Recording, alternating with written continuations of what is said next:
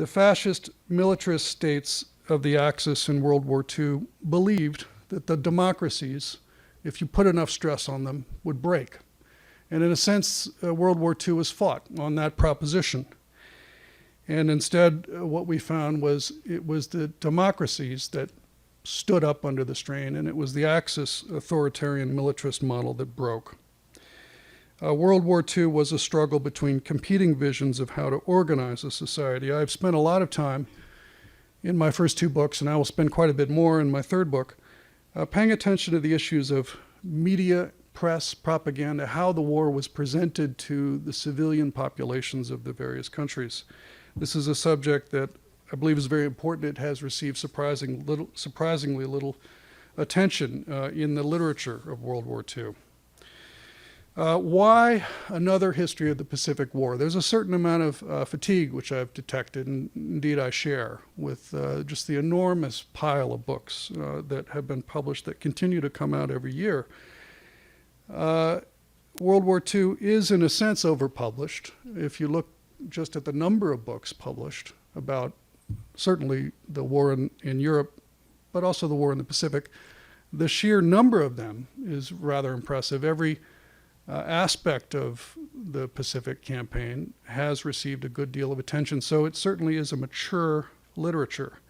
I think what's happened, particularly in the case of the Pacific War, is that there has been a tendency to slice the subject into smaller and smaller pieces, and then to focus very deeply on those individual pieces. So what you have is relentless specialization.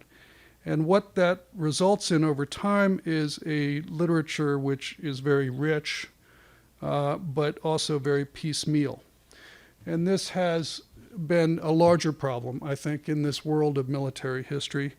It's treated somewhat as a subgenre, perhaps even as a kind of ghetto, hermetically sealed off from other important aspects of history. It has been neglected in the halls of academia. And there are various reasons for that, perhaps because there is this lingering view that to study is to glorify. And I remember a review of Six Frigates, my first book, which was basically a friendly review, but the reviewer said Toll occasionally strays out of his lane, out of the lane that he should stay in, which is naval history, into these other areas of politics and diplomacy and even economics. Well, I agree that I do stray out of my lane.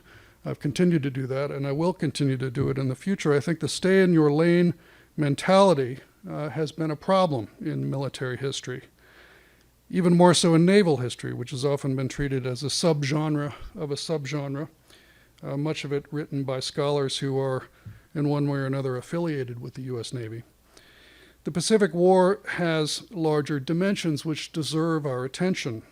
The politics of the war, the diplomacy, the issues in managing a global coalition, foreign policy, social history, press and propaganda, the organization of the economy for war production, the planning for the post-war future in Asia. All of these are important subjects that are usually completely omitted in military histories of this conflict.